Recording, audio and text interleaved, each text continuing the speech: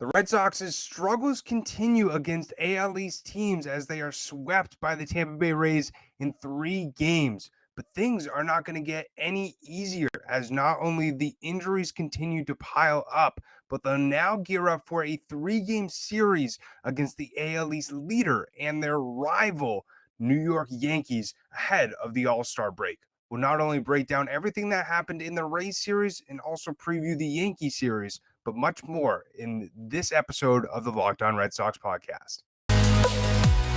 You are Locked On Red Sox, your daily Boston Red Sox podcast. Part of the Locked On Podcast Network, your team every day.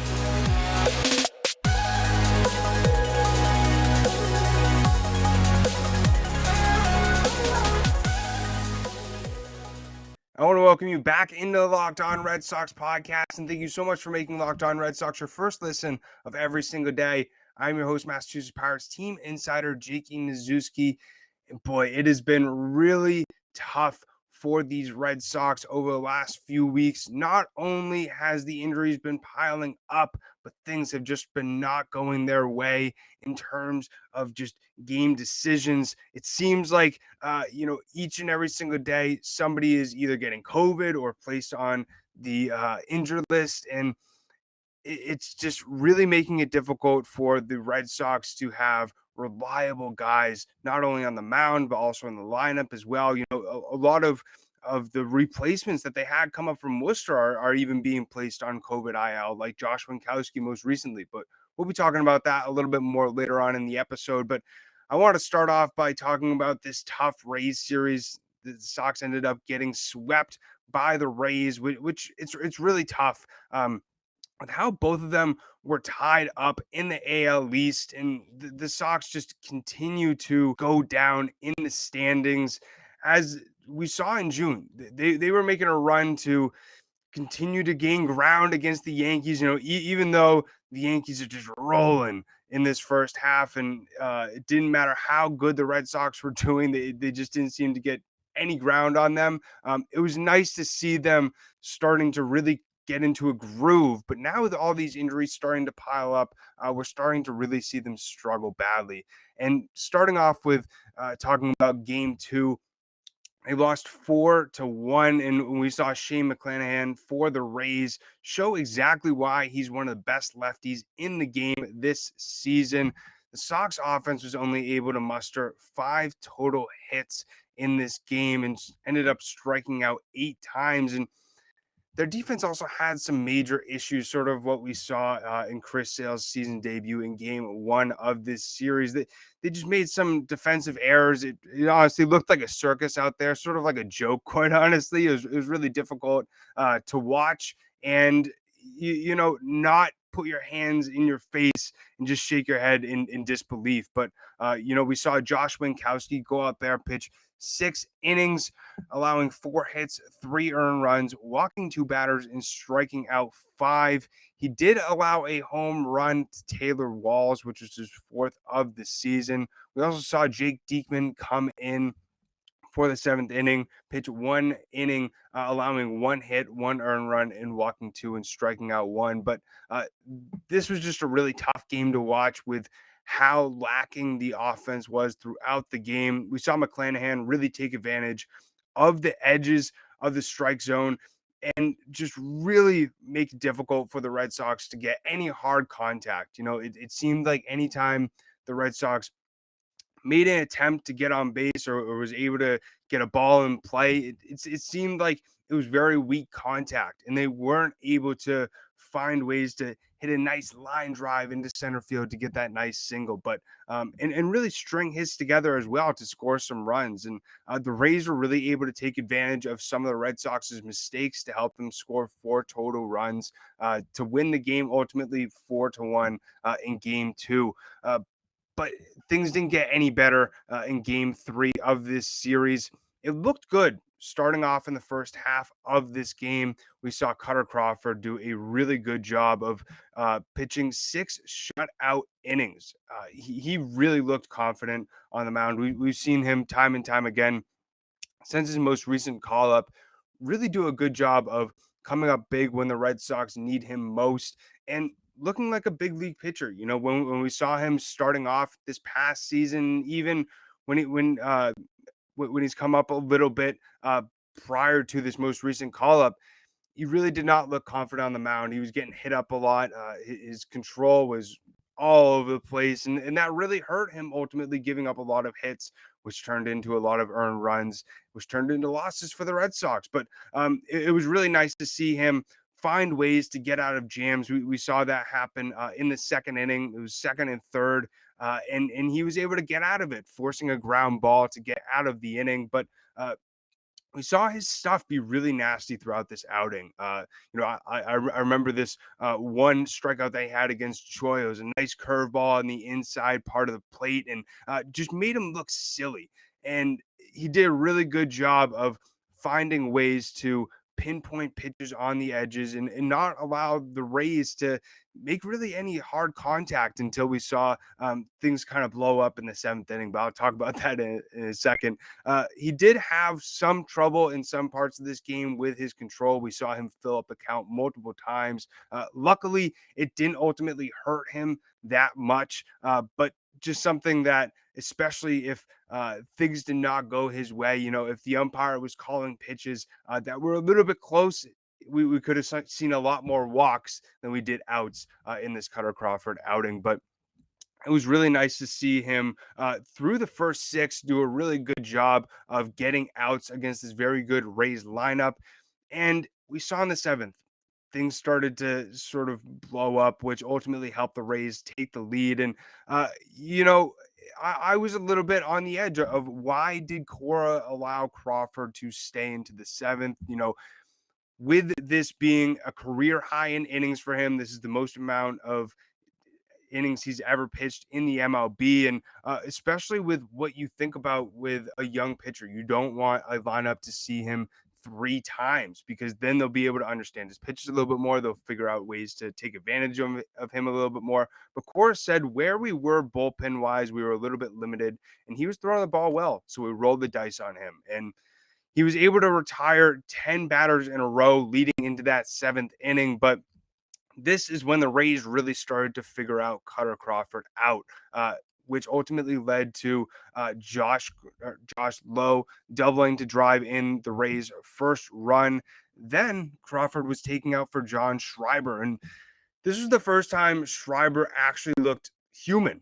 This is the first time where he got hit up a little bit and wasn't dominant on the mound, because we've seen since Schreiber has been called up to the MLB, he's looked very comfortable, sort of like a veteran bullpen pitcher, and has really made batters look silly, but really got roughed up in this one. We saw Taylor Wallace continue his success at the plate against Red Sox pitching, ended up singling a ball in between shortstop and third to score 2 runs to tie the ball game 3-3. And then sort of a weird kind of play. Schreiber fell off the mound and ended up hitting Luke Riley. And the ball seemed pretty wild, but especially with Schreiber's sidearm and him falling off, I understand how the ball sort of carried and ended up hitting Riley, but made me sort of nervous. Kind of held my breath there, especially with how many injuries are piling up for this Red Sox team. Made me very nervous that Schreiber, a guy who has been so reliable for this Red Sox bullpen, has been one of the most consistent bullpen arms for the Sox over the last few months. Made me nervous that the Sox could have lost him, just with how their luck has been rolling over the last few weeks. But then we saw things continue to get worse for the Red Sox as Yandy Diaz hit a chopper right over Jeter Downs at second base to make it 5-3. Ji-Man Choi tried to add to this lead with a hit down the line, but Alex Verdugo threw a great relay to Xander Bogaerts, who ended up throwing a bullet right to the plate to get Yandy Diaz out before he while he was trying to score. And then to end that seventh inning, finally, Schreiber was able to make Harold Ramirez look silly to end the inning, as he looked really fooled as the bat ended up coming out of his hand, and he just really did not come anywhere close to that pitch whatsoever. But looking at the offense for the Red Sox, they ended up scoring their first run in the fourth inning off of a Rafael Devers home run, which is his 20th of the season. And then in the sixth, we saw the Red Sox really start to pile up a lead, score 3 runs in total. Started off with Jarren Duran singling up the middle. He then ultimately ended up stealing the base to get to second. And then JD Martinez walked, and then on a passed ball, that ended up ultimately scoring Jarren Duran, which put JD Martinez at second base. Then we saw Bogey smack a double to deep center, which drove in JD to make the score 3-0. And then in the ninth inning, with the score 5-3, the Sox tried their best to make a comeback in the ninth, but it just wasn't enough. That inning started off with Xander Bogaerts hitting a single. Then Alex Verdugo came so close. I mean, if you took a ruler, that was like, I mean, that could have been less than a foot from being a home run, and you could see on his face he was just, it's so close, so close. He ended up ultimately getting a double out of that hit and scoring Xander Bogaerts. But obviously, if that ball just got a little bit higher and, he was able to hit it over the wall, we would have seen a tie ball game and maybe a completely different outcome of this game. And we wouldn't be talking about a unfortunate sweep for the Red Sox today. But Cora spoke on the sweep. He said, "We'll be okay. We played some good baseball today. We put up some good at bats. We battled.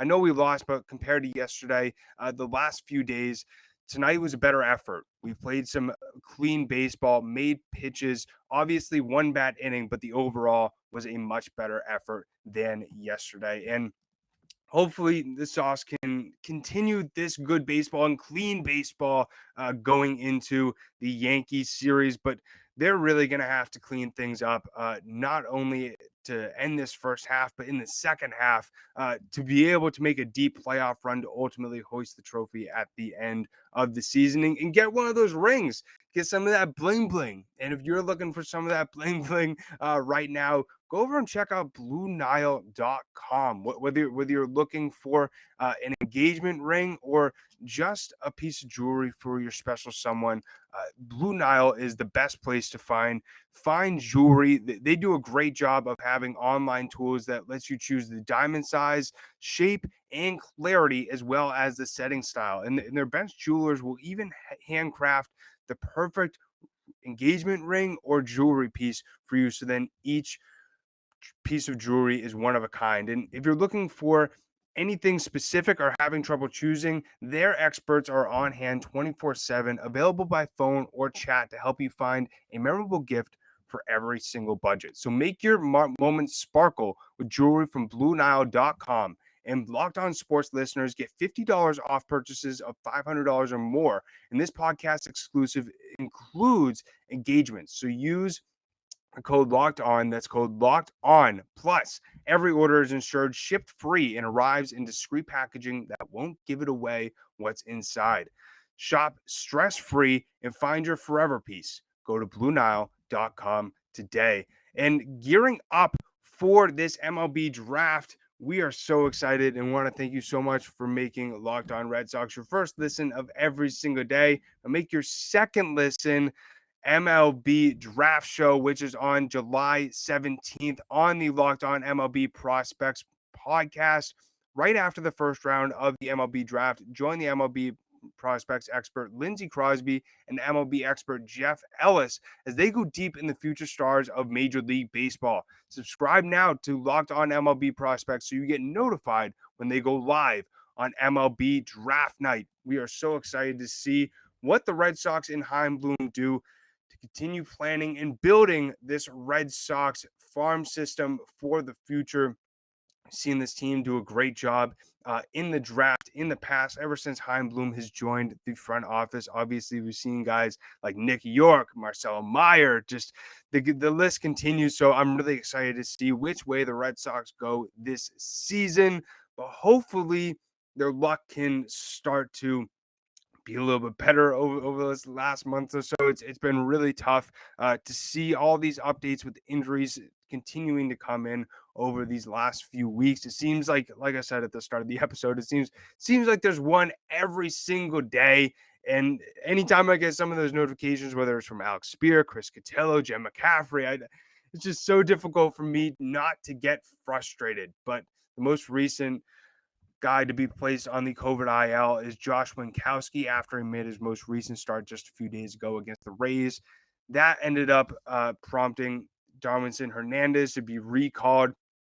He's a guy who we have not seen so far this season. He's been down in Worcester trying to figure out some of his things out. We've seen Darwinson sort of struggle a little bit with control in the past with the Red Sox when he was with the team last season. So hopefully we're able to see a much different Darwinson Hernandez this time around.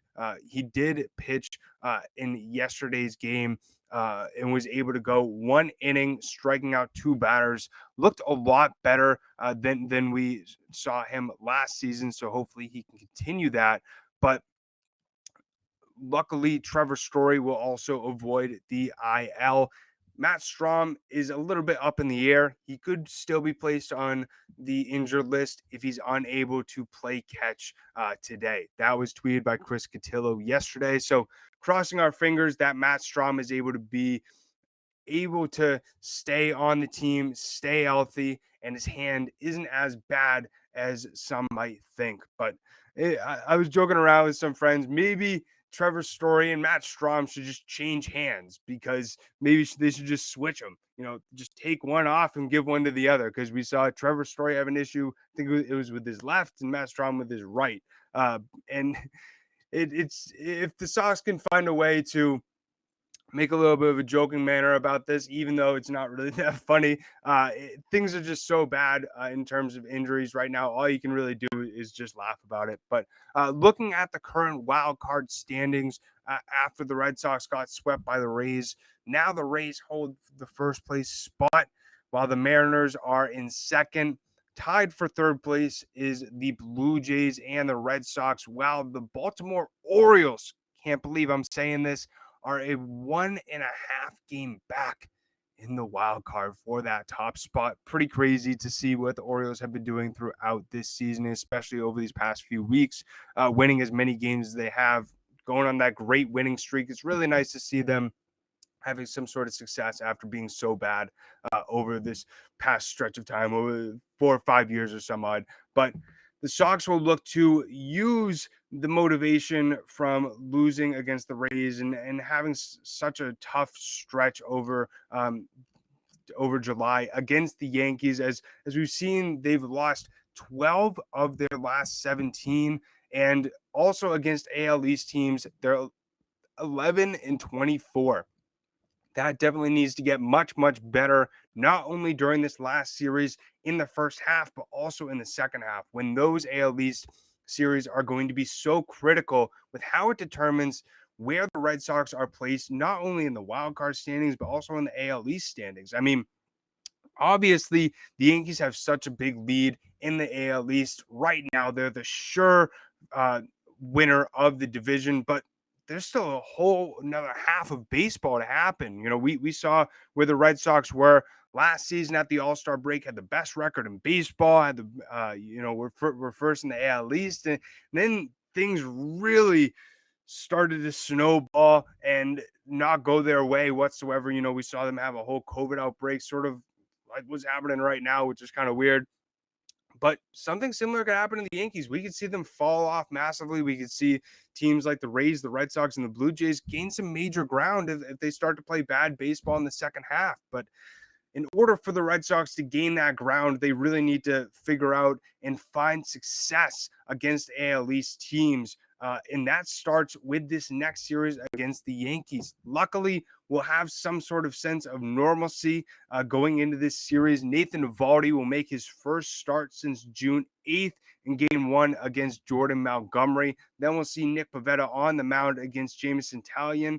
going to be really interesting to see what happens in that game, since both pitchers haven't really been performing very well over the last few games. Both will be looking for a bounce back performance. So we could potentially see a pitching duel there, or we could see both pitchers blow up, or vice versa. Going to be interesting. You never know what can happen in a Red Sox Yankees series. And then the two aces are going to be going against each other, and Chris Sale against Garrett Cole. That's going to be a really fun one. We already know that it's going to be very loud and electric during that game, but especially with this being the last series for the Red Sox before going into the All-Star break, it's so critical that they end this first half right, especially with them being 4 games away from being 500. It would be really tough to see this team go into the All-Star break with, 1 game over 500, especially if they get swept, knock on wood, against the Yankees. I just hope that they win 1 game in this series. I could see that happening. You never know what will happen in a Red Sox Yankees series. Like I said, hopefully the offense can pick things up. Hopefully the bullpen can figure things out. But it's nice to see, Nathan Eovaldi back on the mound. I'm very curious to see how he does coming back from injury.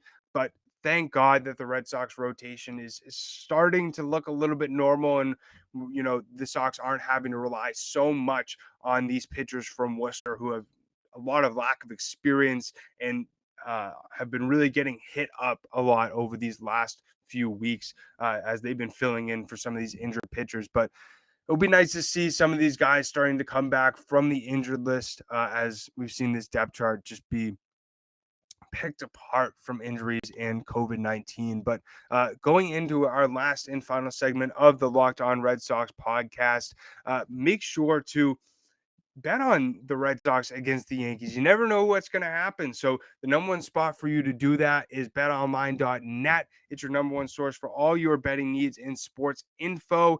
And they also have all the latest sports developments, league reviews, and news, including this year's NHL playoffs and Major League Baseball. And it's the fastest and easiest way for you to check in on your latest favorite sports and events, including MMA, boxing, and golf. So head to the website today or use your mobile device to learn more about the trends and action that online where the game starts. So going into this final segment of the Locked On Red Sox podcast, wanted to do a little bit of a mental health minute, especially with things starting to get busy with July winding down, kind of crazy that we're already at the end of July. Side note real quick, I don't know about you, but it seems like after July 4th, everything just flies by. I don't know why. Sort of weird. But take that time to go outside and relax. One of my favorite things, quite honestly, is when I don't have to worry about anything. When I'm able to just go out in nature, disconnect from my phone, just breathe in the fresh air, focus on my breath, and not have to worry about absolutely anything. So take that time to have that self-care time, spend time with family or spend time with yourself, go outside, and really have that quiet time alone and be able to have that relaxation. Give that to yourself. There's a lot of people that think you got to go all the time, but it's so important to take that break and that self-care time as well. But as always, greatly appreciate everybody tuning into the Locked On Red Sox podcast. If you have not yet, make sure to subscribe, whether it's on YouTube or whatever audio platform that you're listening to. We want to thank you so much for making Locked On Red Sox your first listen of every single day. Make your second listen Locked On MLB Prospects. Host Lindsey Crosby is your prospect encyclopedia, and he's going deep on the MLB stars of tomorrow. It's free and available wherever you get your podcasts. Do you know what's also free? Following Locked On Red Sox on Twitter. It's LO_Red Sox. And you can also follow myself on Twitter. It's at Jake Iggy, as well as my co-host Lauren. It's La with 3 laws, Lauren with 4 R's. But we greatly appreciate everybody tuning in. As always, we'll end it how we always end it. Let's go Sox.